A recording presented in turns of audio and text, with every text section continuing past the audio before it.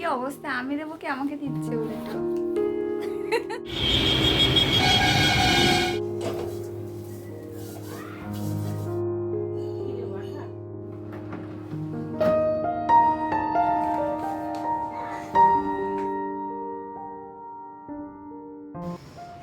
Happy birthday.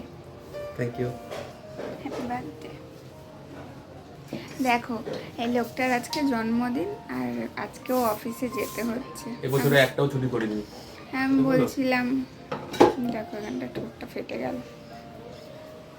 তা আমি বলছিলাম যে আজকে ছুটি করলে হতো না, বাড়িতে একটু ভালো মন্দ রান্না করে খেতাম। তা বললো যে না, ছুটি করা যাবে না, সামনে এমার্জেন্সিতে অনেক ছুটি ছাটা নিতে হতে পারে, তো ওর জন্য। হ্যাঁ, তো তোমাদের দাদাভাই দেরি হয়ে যাচ্ছে, তো বেরিয়ে যাচ্ছে। আজকে ব্লগটা এখান থেকেই স্টার্ট করলাম, দেখা যাক কতটুকু করতে পারি। এবার ধরবো এই জায়গাটা উঠবে, এই যে এইভাবে ধরবো। এবার দেখো চোখ ঠিক আছে না? হ্যাঁ ঠিক আছে। এই তো এখানে তাকালে আই কন্টাক্ট হয়, এটা হচ্ছে আই কন্টাক্ট। হ্যাঁ ওখানেই তো তাকিয়ে কথা বলি, ব্লগগুলো দেখবে। ঠিক আছে চলো। আচ্ছা ঠিক আছে, এসো, সাবধানে যেও, টাটা। টাটা।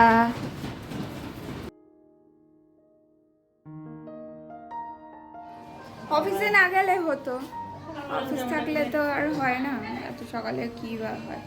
আর রঞ্জন নিজেই বলেছে যে ডিম রান্না করো সকালবেলাটা, আর রাত্রেবেলায় খেতে চেয়েছে কি জানো, চিকেন আর রুটি খাবে, তাই বলে গেছে। হ্যাঁ তাই বলেছে। তো এখন আমরা খাওয়া দাওয়া করে নেব। মায়ের আগের দিন বাজার থেকে তরমুজ কিনে এনেছে, দেখো অবস্থা। তাও তো আজকেরটা একটু লাল লাল মনে হচ্ছে, এর আগের দিন কেটেছিল অর্ধেক, সেদিন তো মানে পুরোই সাদা। ক্যামেরাতে একটু বেশিই লাল লাগছে, কিন্তু অতটাও লাল না জানো তো, একদম বাজে। এই দেখো সাদা, এই দেখো এখন বোঝা যাচ্ছে ফ্রন্ট ক্যামেরায়।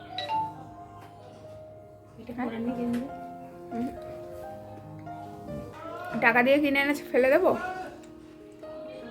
ওই খেয়েছিলাম বসে বসে। আজকে একটু মোটামুটি মিষ্টিও লাগছে জানো, মোটামুটি। এই দেখো আমরা রেডি হয়ে গেছি। রেডি হয়েছি যখন অবশ্যই বাইরেই বেরোবো, একটু বাজারে যাবো, আমাদের বাবুইয়াটি বাজারে। যাই হোক, তো ওই জন্মদিনের জন্য কিছু একটু টুকিটাকি কেনাকাটা করতে যাবো, সেমন বিশেষ কিছু না, ওই আর কি।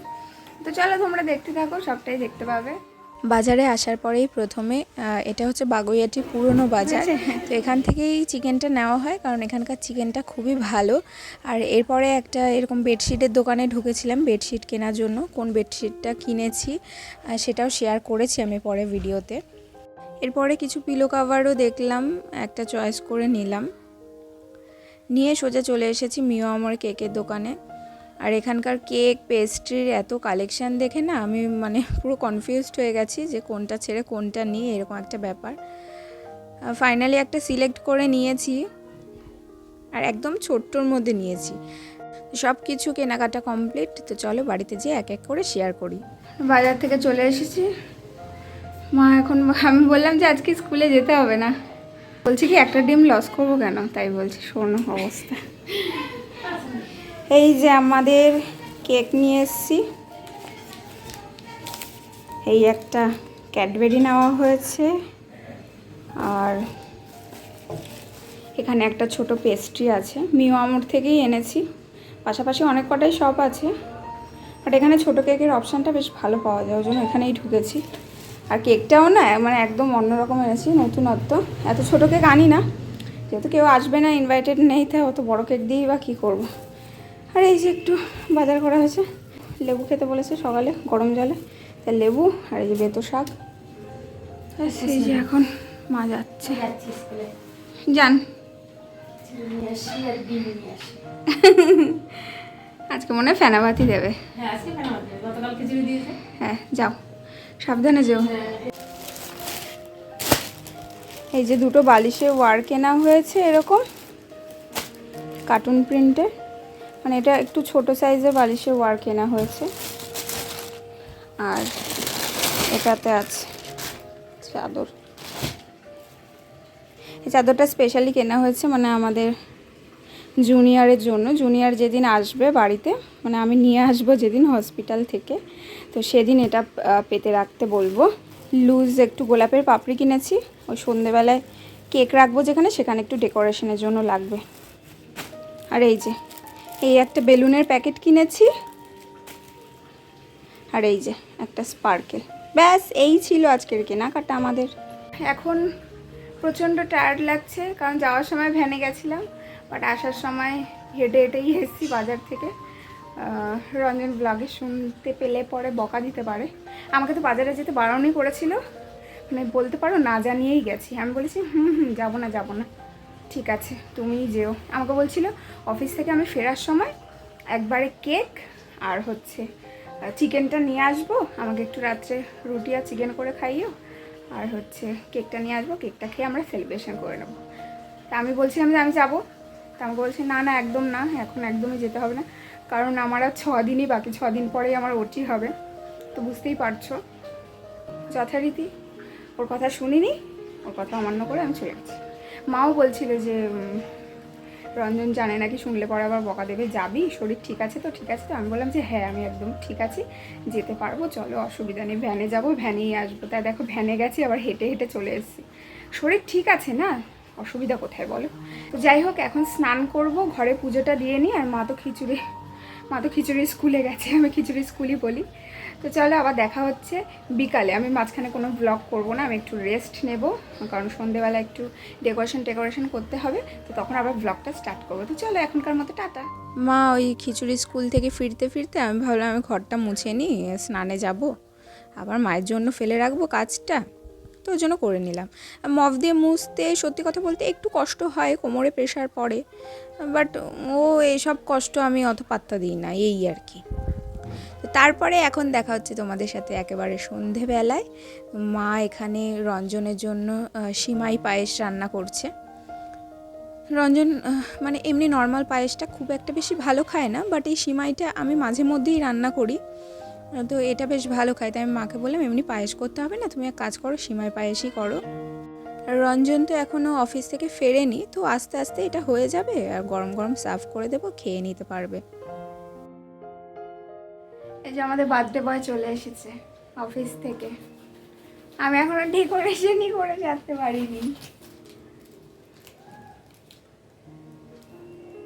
কে দিল?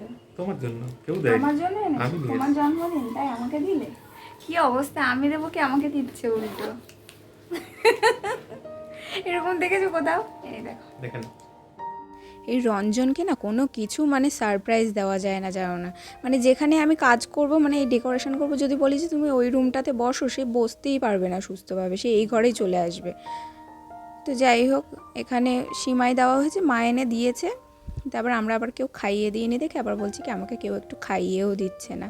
তারপরে এই যে 1 চামচ 2 চামচ খাইয়ে দিলাম, তারপরে মনে শান্তি হয়েছে। তারপরে পুরোটা নিজেই একা একা বসে খেয়েছে। ওই দেখো বললাম পাশের রুমে বসতে বলেছি, বসেনি, ওই এইখানেই ওই খাটের ওপরে বসে আছে আর দেখছে কি দিয়ে কি করছি না করছি সবটা। আর বারবার করে বলছে যে তোমার কিছু করতে হবে না, আমি একটু হেল্প করে দিই, আমি কিছু করে দিই, এই সব। আর পুরো বাচ্চাদের মতো থেকে থেকে বলবে হলো তোমাদের, হলো আর কতক্ষণে কেক কাটবো, মানে কি বলবো আর কি, কিছু বলার নেই।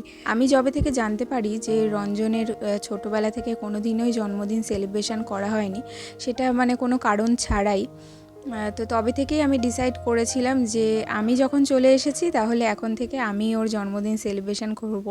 আমাদের বিয়ে হয়েছে 6 বছর রানিং চলছে, তো এটা হচ্ছে 5th টাইম রঞ্জনের বার্থডে সেলিব্রেশন হবে আমার বিয়ের পরে।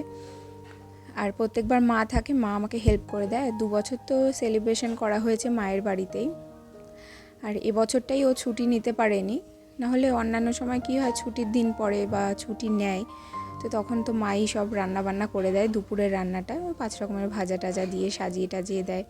রঞ্জন অবশ্য অত পদে পদে খেতে পছন্দ করে না, কিন্তু তবুও আমাদের মনে স্যাটিসফ্যাকশানের জন্য আমরা দিই। রঞ্জন তো বলেই ছিল যে কিচ্ছু করতে হবে না এবছর, তোমার শরীর একদম ভালো না, তো তবুও আমার তো আর মন মানে না, কিছু না করলে আমারই খারাপ লাগতো, তাই আর কি করা। তাছাড়া কাছের মানুষটাকে একটু হাসি খুশিতে রাখতে বা তার ভালো লাগা তৈরি করতে সেই ভালো লাগাটা দেখে নিজের ভালো লাগা তৈরি হওয়াতে কার না ভালো লাগে বলো। তাও তো এবছর মানে কিছুই করতে পারিনি বলতে গেলে। অন্যান্য বছর তাও আমার কাজকর্ম হয়, একটু হাতে টাকা পয়সা থাকে, টাকা পয়সা খরচ করে একটু অন্যান্য কিছু করতে পারি। তো এবছরে তো আর মানে সেই টাকা পয়সাটা তো নেই, গরিব হয়ে গেছি। তো যা পেরেছি সাধ্যের মধ্যে সেইটুকুনি করার চেষ্টা করেছি। আর এই যে এই কেকটা কেমন হয়েছে বলো। এই যে এটা তোমার জন্য সামান্য উপহার। হ্যাঁ, আর হচ্ছে এই যে শার্টটা পরে আছে, এই শার্টটাও আমি দিয়েছি, আর এই টি শার্টটা দিয়েছি, আর এই যে এই ক্যাডবেরিটা হচ্ছে মা দিয়েছে। মা তো এত কিছু আয়োজন করে দিল, রাত্রে রান্নাটাও করবে। আর আগে একটা গিফট পেয়েছে অলরেডি মায়ের কাছ থেকে, সেটা পরে দেখাবো। তো এখন কেক কাটিং হবে, তো কেকটা কাটিং করে নিয়ে আমরা চলো।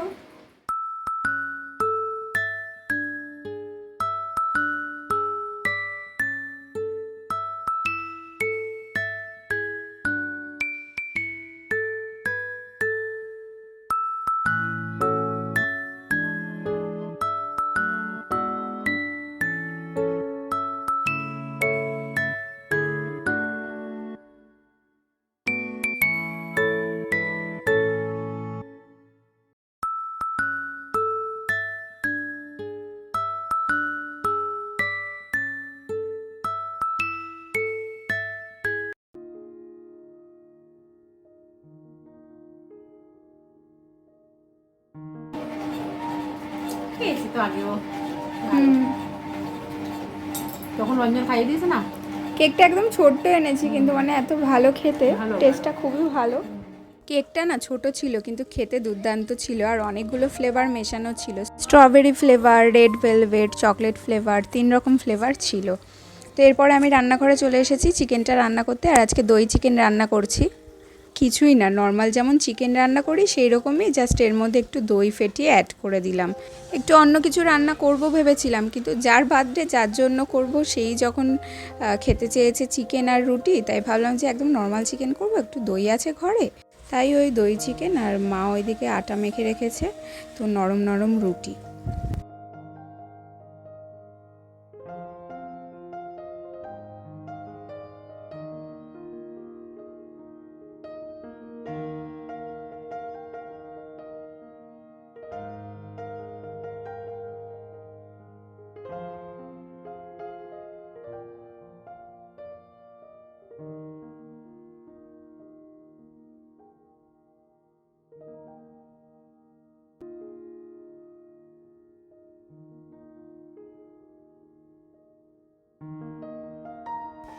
এখন ওই বেশিক্ষণ দাঁড়িয়ে থেকে থেকে রান্নাবান্না কাজকর্ম করতে পারি না, কোমরটা লেগে যায়, পায়েও ব্যথা করে, হাঁটু ব্যথা করে।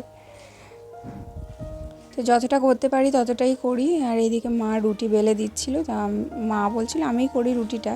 তা আমি বললাম না থাক, তুমি বেলছো যখন বেলো, আমি দাঁড়িয়ে দাঁড়িয়ে ভেজে দিই। ওই যতক্ষণ করতে পারি করি, আর যখন পারি না তখন যেয়ে শুয়ে পড়ি। হ্যাঁ, কেমন হয়েছে? মায়ের খাওয়া গেছে আগে। ভালো আমি ছিল? এক উদ্বোধন করেছি, দই চিকেন করেছি, তোমরা তো দেখলেই, তোমাদের সাথে শেয়ার করলাম। ভালো। বার্থডে বয় খাচ্ছেন। ভালো হয়েছে।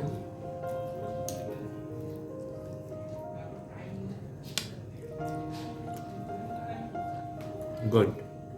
সত্যি ভালো আছে, ভালো হয়েছে। অন্যরকম হয়েছে। ঠিক আছে, তো আমরা খাওয়া দাওয়া করে নিই, আর খেয়ে নিয়ে আমি ব্লগটাকে এন্ড করে দেবো। আমি ডিনারে আর রুটি খাইনি, না খেয়েছিলাম, একটা খেয়েছিলাম, আর অল্প সামান্য ভাত ছিল, সে ভাত দিয়ে চিকেন দিয়ে খেয়েছিলাম।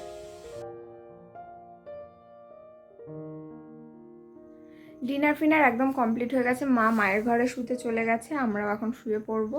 তো চলো, গুড নাইট। আজকের ব্লগটা যদি ভালো লেগে থাকে তাহলে অবশ্যই একটা লাইক করো, আর যারা ফেসবুক পেজ থেকে দেখছো প্লিজ পেজটাকে ফলো করে দিও, একটু সাপোর্ট করো। আর যারা ইউটিউব চ্যানেল থেকে দেখছো, নতুন দেখছো, তারাও চ্যানেলটাকে সাবস্ক্রাইব করে নোটিফিকেশান বেলটা অন করে দিও। আর দেখা হচ্ছে পরবর্তী ভিডিওতে, ততক্ষণের জন্য সবাই ভালো থেকো, সুস্থ থেকো। চলো, গুড নাইট।